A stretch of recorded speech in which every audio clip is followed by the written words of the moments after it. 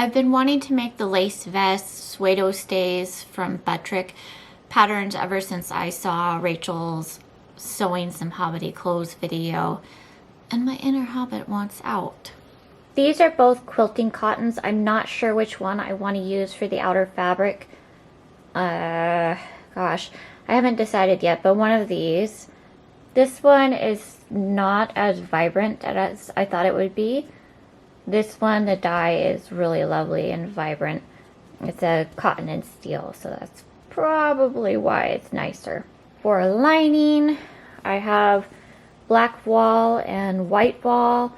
It'll kind of depend on which of these I choose for the outer fabric. I got these antique bronze grommets for the lacing. The color's not showing up very well, and they're all turning the wrong way. There we go. This coppery colored ribbon. Oh, come on, it's not that washed out.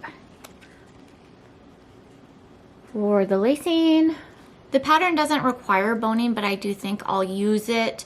I have these gigantic heavy duty zip ties, and I will use these on either side of the grommets to keep that nice and straight. And then I have this Ridgeline. It's not quite, it's way more flexible than the zip ties. I will probably use this in just the seams for a little more structure. I have read that this pattern runs short-waisted. That'll be good for me because I am very short-waisted. I've also heard that it tends to run large, as a lot of the big four pattern companies' patterns do. That may not work out in my favor. I did buy the larger size pack, and if it runs large, then I'm going to, I would have bought the smaller size pack. But I think if it ends up too big, I should be able to take some out to make it fit.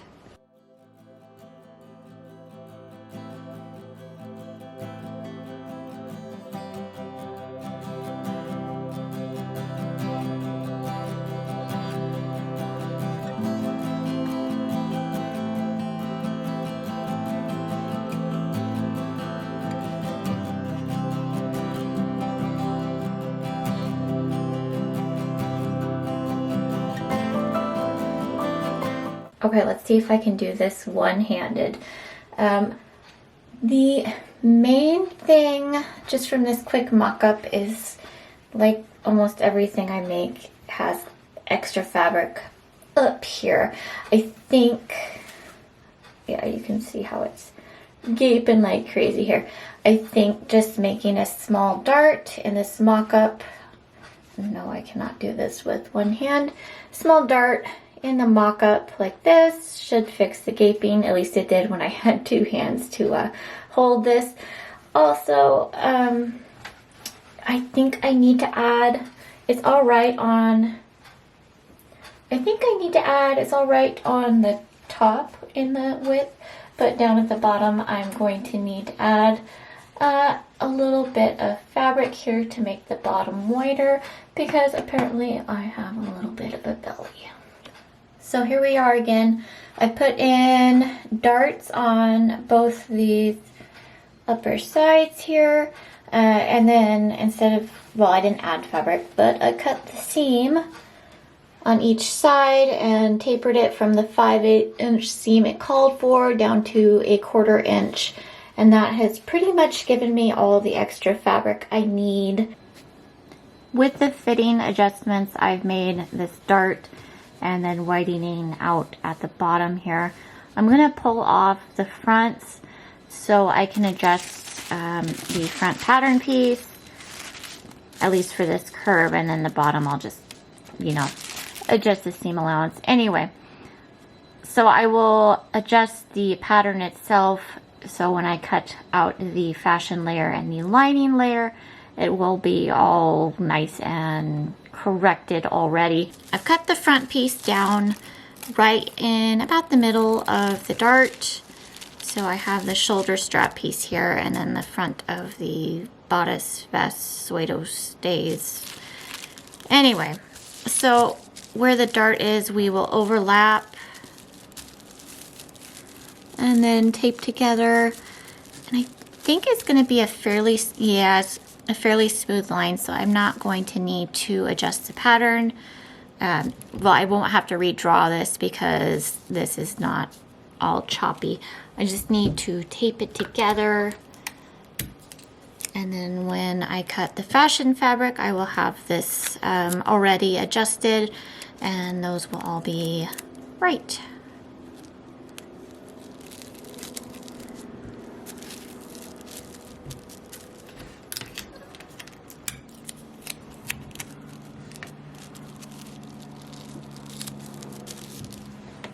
Okay, I think that should do it.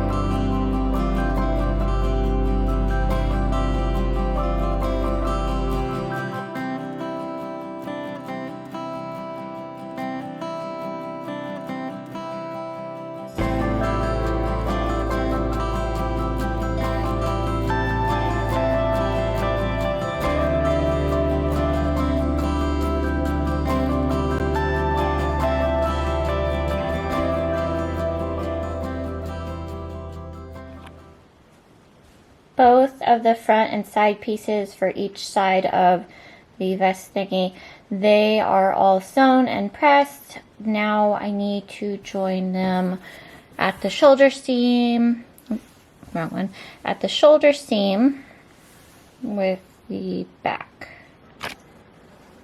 I've sewn together all of the lining. Next it will be pinning it down and basting it. I will have to do that after I get back from putting the chickens to bed because it's getting quite late. I've basted the lining in and almost everything matched up perfectly except for the shoulder seam here. I had extra fabric on the front piece actually. So I'm going to today unpick the basting here, cut out the extra, and redo the seam really fast.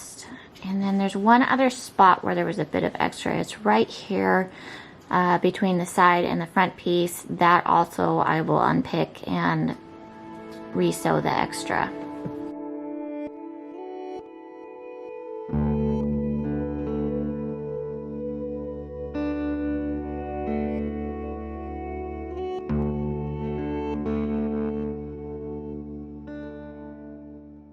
I've cut out multiple strips to make my own bias binding for the vest.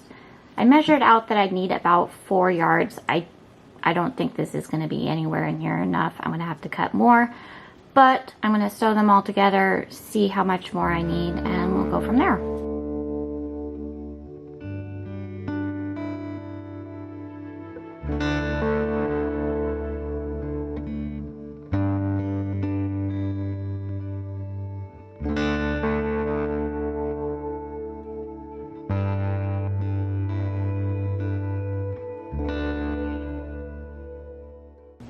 I have sewn all of the bias binding strips together that I cut.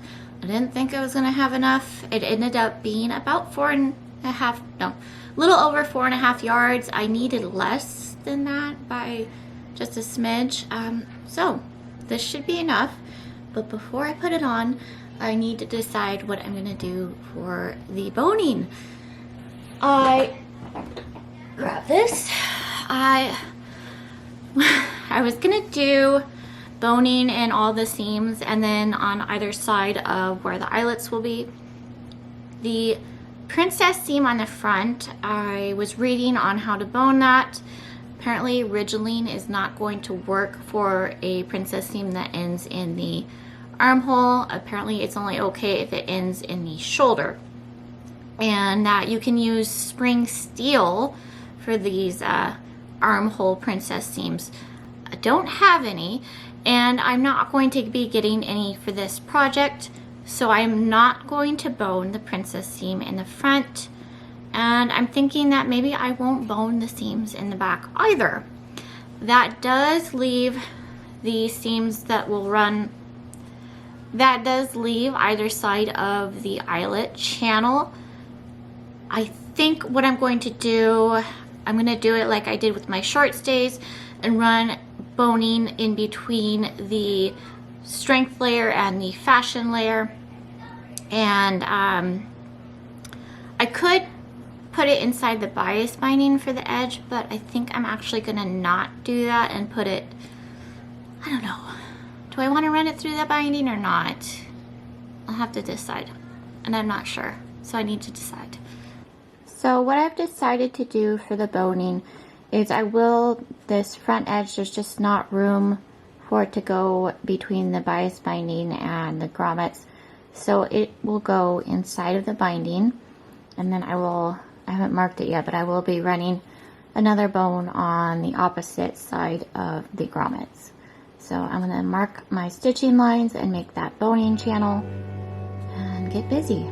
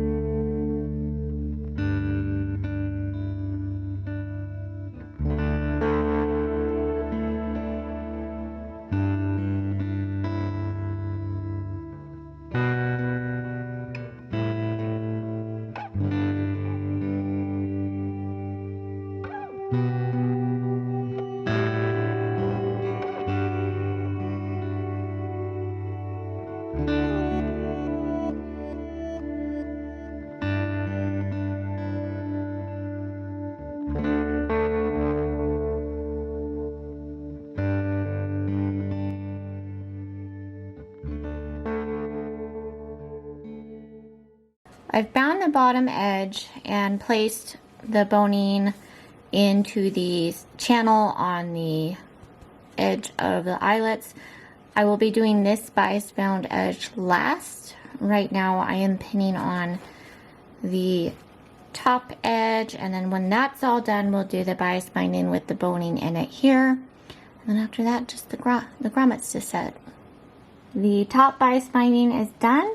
I am getting ready to do the edges here. We folded these under and we'll stitch this down.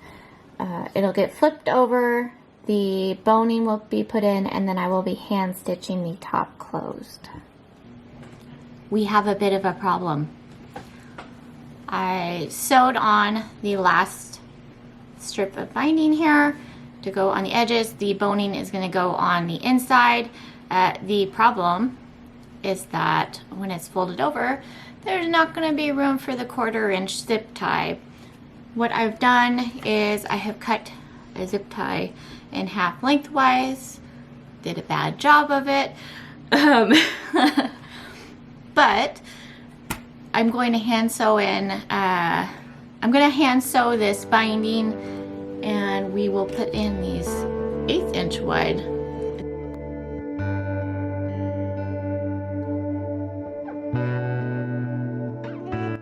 I have finished hand stitching the last edges of this bodice vest thing. The boning is in it. Again, I'm not very happy with the cut in half zip ties, but there we go.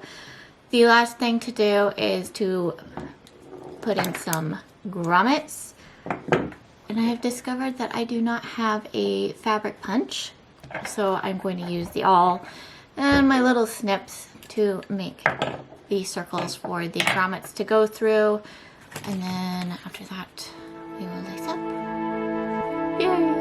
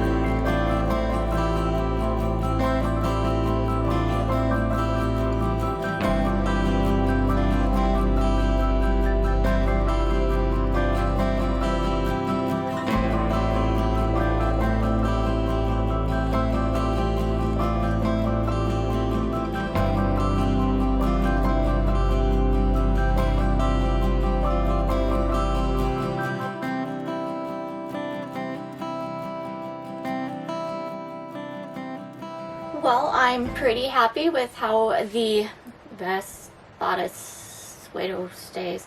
I guess it's basically a bodice. It does look like the folk costume bodices, so we're just gonna go with bodice. But anyway, I'm pretty happy with how it turned out, which I know I say about everything because I'm actually usually pretty happy with just about how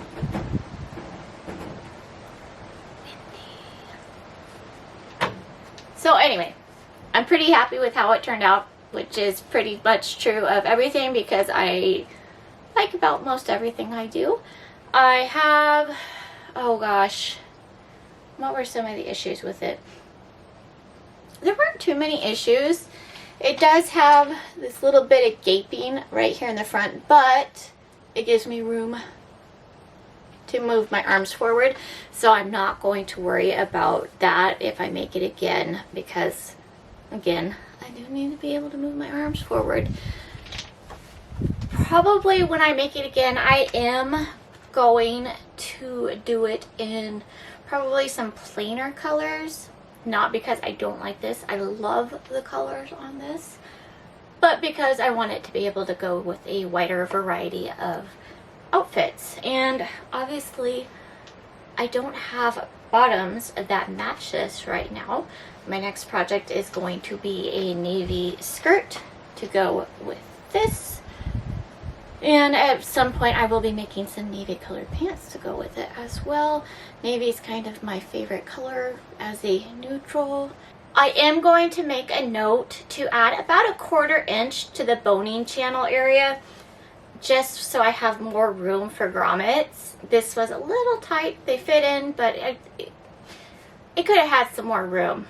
And I would also like to, you know, the seams are pretty sturdy, but I would, I think, like to add boning to my next one in the sides. The bottom does tend to want to roll up a bit, but not too bad.